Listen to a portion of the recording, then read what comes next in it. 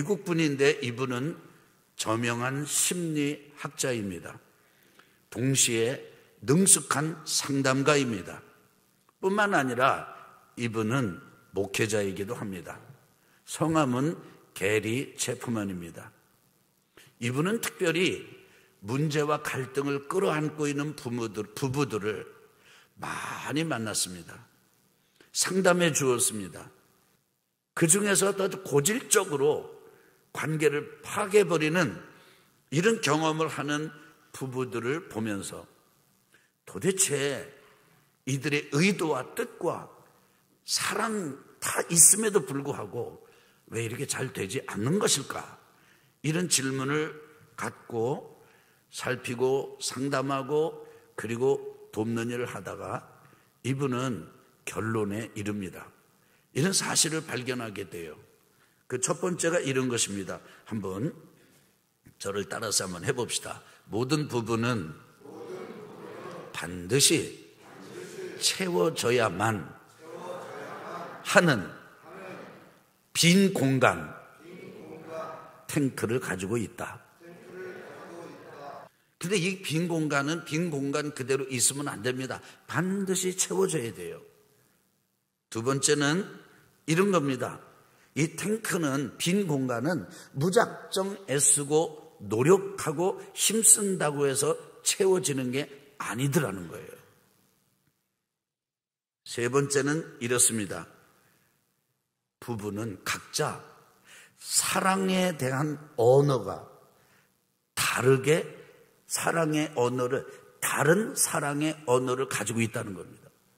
그 다음에 마지막 네 번째로는 따라서 배우자에게 맞는 사랑의 언어를 써야만 사랑이 전달이 되고 그리고 그 빈 공간 탱크가 채워지고 그럴 때 행복한 부부로 회복이 되더라는 거예요.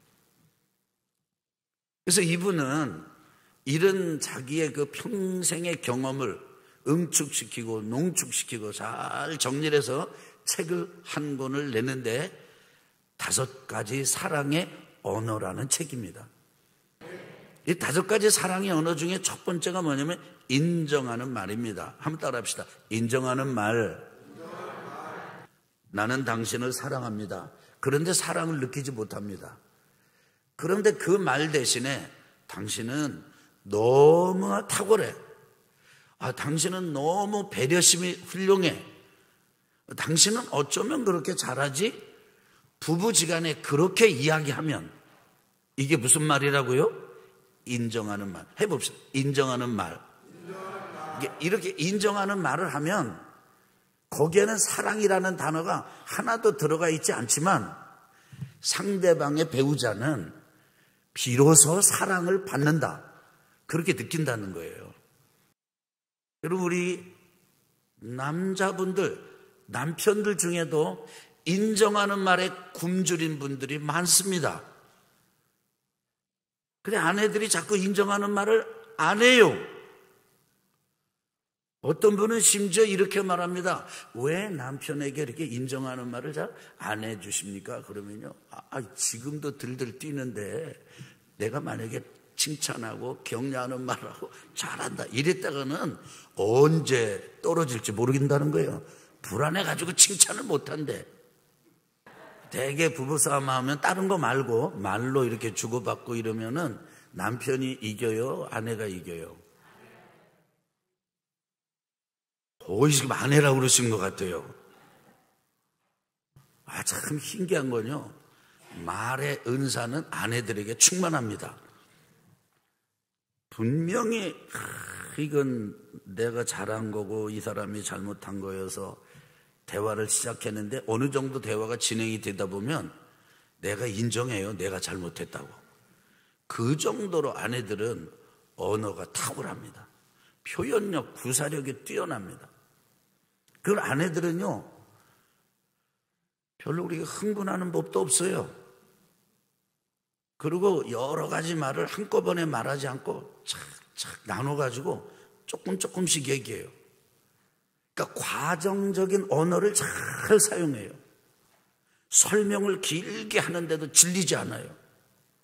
반복해서 또 얘기하는 것도 마다하지 않습니다. 근데 남편들, 남자들의 경우는 그게 죽음입니다. 대개 남자들의 경우는, 이 남편들의 경우는 모든 감정과 하고 싶은 말들이 천천히 이렇게 나오는 게 아니고요. 한꺼번에 나와요. 한꺼번에 나오는데 이게 입은 하나잖아요. 혀도 하나고. 그러니까 한꺼번에 어떻게 그 많은 말을 한 거 다 합니까? 그러니까 소리가 크게 나오고 막 버럭 소리를 내고 소리를 지르고 그리고는 그냥 막 욕을 합니다. 여러분, 아내 되신 여러분, 혹시 여러분의 남편이 버럭하거나 욕을 하거든 여러분 꼭 한 가지 기억하세요. 그 남편의 진심은 그게 아니에요. 본심은 그게 아니에요. 잘 얘기해 주고 싶어. 잘 설명해 주고 싶어. 근데 못 알아들어. 그러니까 소리 지르는 거야. 한꺼번에 나와가지고. 와, 이게 참 인정하는 말을 서로 아주 매끄럽게 온유하게 아주 부드럽게 전해주고 전달하는 일이 쉽지 않습니다. 그런데 중요한 건 5가지 사랑의 언어 중에 아주 중요한 언어가 있는데 인정하는 말이라는 거예요. 자, 여러분 한번 여러분을 보세요. 여러분이 인정하는 말이 익숙한지 아닌지. 두 번째, 5가지 사랑의 언어 두 번째는 뭐냐? 함께하는 시간입니다. 한번 해봅시다. 함께하는 시간. 어느 기자가 아이에게 물었습니다. 장난삼아 물은 거예요. 제대로 된 답을 들으리라는 기대 없이 물은 겁니다. 너는 사랑이 뭐라고 생각하니? 근데 놀랍게도 이 어린아이는요, 한 번도 망설임 없이 즉각적으로 사랑은 시간이에요. 이렇게 대답했습니다. 기자가요, 질문을 해놓고 답을 들어놓고 깜짝 놀랐어요. 야, 너는 어떻게 사랑이 시간이라고 생각해?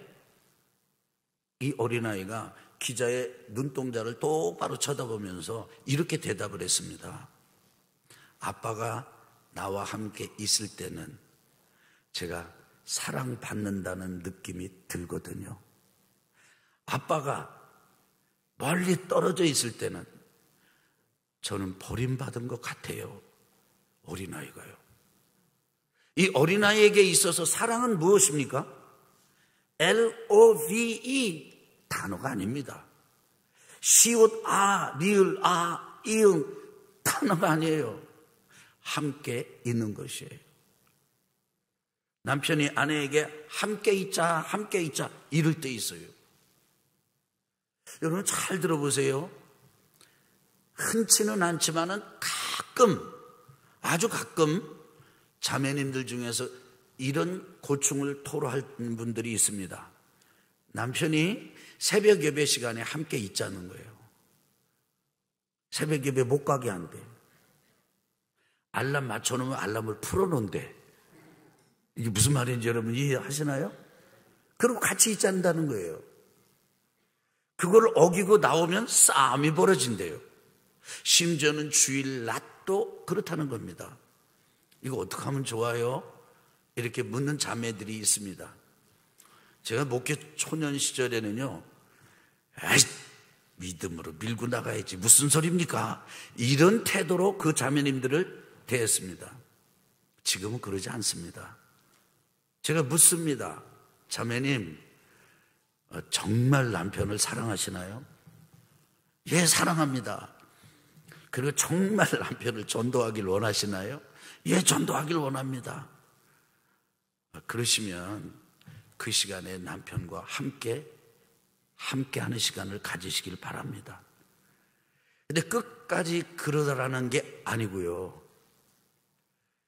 그 남편이 원하는 사랑을 자매님으로부터 충분히 경험하게 도와주고, 그리고 그러면서 왜 새벽 시간에 나와서 새벽 예배를 드리는지, 왜 주일 예배를 드리는지를 설명을 한다면 늘 함께 있기를 원하는 남편에게 함께 있지 않고 마치 아웃복서처럼 빙빙 돌면서 예배 가자 이러는 것보다 함께하는 시간을 가지면서 집중하고 서로 눈동자를 마주보고 내가 무엇 때문에 행복한지, 인생이 무엇인지, 사람의 존재가 무엇인지, 사람이 어디에서 와서 어디에 있으면서 어디로 가는 건지, 이런 이야기를 죄 가운데 사나 죄 가운데 살다 죄 가운데 죽어서 비참하게 되는 인생이 원죄 있는 인간이라는 사실을 잘 설명해 주고 믿음을 안내해 준다면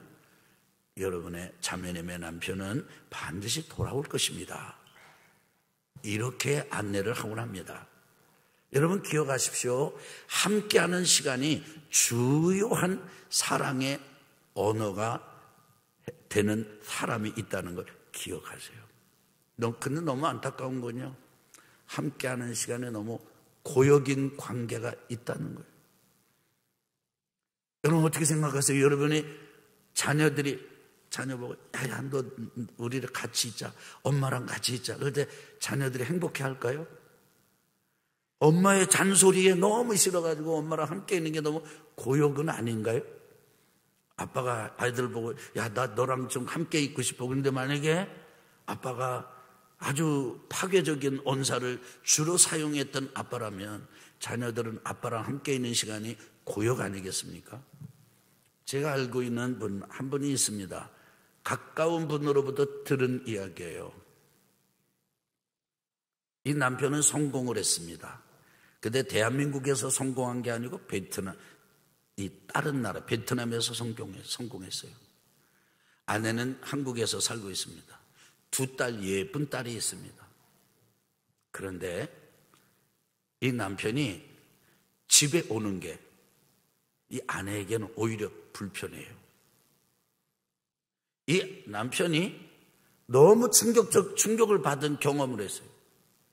이 두 딸이 아버지가 듣는다는 걸 모르고 자기 엄마한테 이렇게 얘기한 거예요. 아유, 엄마, 아빠가 오니까 너무 불편하다, 그치? 그냥 옷도 마음대로 편하게 못 입고, 그리고 먹는 것도 마음대로 못 먹고. 그런 그 남편이, 그 아버지가 심정이 어떠했겠습니까? 저는 여러분을 진심으로 축복합니다. 부부가 함께 있는 시간이 오롯한, 복된, 행복한, 그래서 또 함께 있고 싶은 그런 부부가 되기를 주 이름으로 축복합니다. 아멘을 좀 크게 하시면 좋겠어요.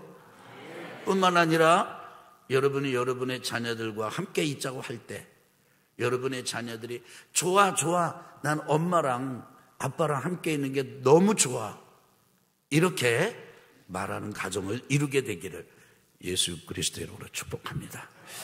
자, 세 번째 사랑의 언어가 있는데 그것은 선물입니다. 선물은요, 사랑의 상징이에요. 그래서 선물을 주고받을 때 그 선물을 주고받는 사람들이 이렇게 느낍니다. 따라합시다. 나를 기억하고 있구나. 이렇게 느껴요. 그리고 선물을 받을 때 사랑받는다고 느낍니다. 근데 꼭 값비싼 무슨 보석이라든지 비싼 이것을 주고받는다는 것만을 말하는 것은 아닙니다. 선물은 아주 작은 거라도 마음을 담아가지고 줄 때, 여러분, 그것은 그 사람에게 사랑받는다, 공감을 경험하게 만드는 귀한 사랑의 언어라는 사실을 꼭 기억하시기를 바랍니다. 대개 보면 이제 남편들이 아내를 위해서 선물을 하기 위해 물건을 살 때가 있습니다. 그런데 남편들은 다른 게 아니고요, 아내를 위해서 이 선물을 살 때는 일반적으로 잘 깎지 않습니다. 아주 마음을 크게 쓰고 넓게 갖고, 그래서 물건을 사면 그 사람이 부르는 값을 거의 그냥 주고 삽니다. 그리고 그걸 가지고 아내에게 가져옵니다. 아내에게 전달해 줬는데 아내가 이제 그것을 정말 받으면서 남편의 마음을 받고 사랑을 받고 관심을 받으면 좋은데, 만약에 아내가 남편에게 이거 어디서 샀어? 얼마 주고 샀어? 근데 그러고 스마트폰을 열어가지고 가격을 다 체크를 해요. 이거. 그래서 어디선 이게 얼마고, 그래서 더 최악의 경우는 가서 물려오라고 그러는 거예요. 이게 지금 선물의 의미를 잘 몰라서 그러는 거예요. 여러분 좀 바가지 썼으면 어떻습니까? 그만큼 사랑이 오는 것인데요. 남편들이 다음에는 용기를 잃어버려요. 이거 가지고 사가지고 주면 이것도 물리러 와야 되지 않을까? 그러면 선물을 주고받을 수 없게 됩니다. 선물을 주고받을 수 없게 되는 것만이 문제가 아니고요, 사랑을 주고받을 수 없게 된다는 게 문제예요. 이 예수 제자 훈련에 대해 훈련을 받는 과정을 가진 적이 있습니다. 참여한 적이 있습니다. 그런데 그 세미나를 참여하는데 그 세미나 과정이 쉽지가 않아요. 아침부터 저녁 늦게까지, 어느 때는 막 밤늦게까지 프로그램이 진행이 되는데, 그런데 그 프로그램을 능히 넉넉하게 이길 수 있게 만든 거는요, 그 프로그램을 준비한 자원봉사자들이 테이블 위에다가, 이게 뭐 특별한 게 아니에요. 그냥 쪽지를 하나씩 만들어서 아주 기회 있을 때마다 바꿔줍니다. 뭐 당신은 지금 정말 제자리에 와 있는 겁니다. 아니면 당신은 혼자가 아닙니다. 뭐 그런 쪽지를 갖다가 이렇게 해줘요. 그걸 읽으면요, 굉장히 마음이 따뜻해집니다. 혹시 여러분 누가 준 쪽지 하나에 심령의 변화가 일어난 적은 없습니까? 지금도 제가 페이스북을 통해서 이렇게 서로 교제하는 한 자매가 있습니다. 흑인 자매인데요, 로사라고 하는 자매입니다. 이분은 너무 몸이 큰 자매예요.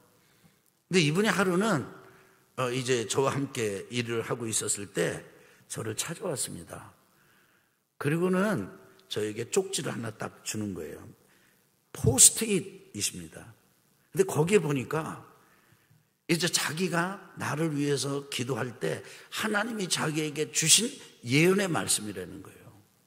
그걸 쫙 영어로 적어가지고 저에게 주면서, 이게 레버런 정, 내가 당신을 위해서 기도해도 되겠습니까? 그분이 저에게 기도를 해줬어요. 그때 느꼈던 그 하나님의 은혜, 저는 잊을 수가 없습니다. 그분이 제게 준 선물이죠. 저 사랑의 5가지 언어 중에 3번째가 뭐라고요? 선물이에요. 선물. 그 다음에 이제 4번째입니다. 봉사입니다. 해봅시다. 봉사입니다. 자, 봉사가 사랑이에요. 근데 남자의 역할이 정해져 있고 아내의 역할이 정해져 있죠. 그런데 이 고정돼 있으면 곤란합니다. 그래서 아내가 부엌에서 뭐를 하고 있다? 그런데 아내가 원하는 봉사는 다른 게 아니고 그 자리에 함께 있기를 원하는 것이다. 그럼 함께 있는 게 봉사예요. 지켜봐주는 게 봉사입니다. 심부름 해주는 게 봉사입니다. 그래서 제가 여기 설교문을 만들 때 이런 말을 썼어요.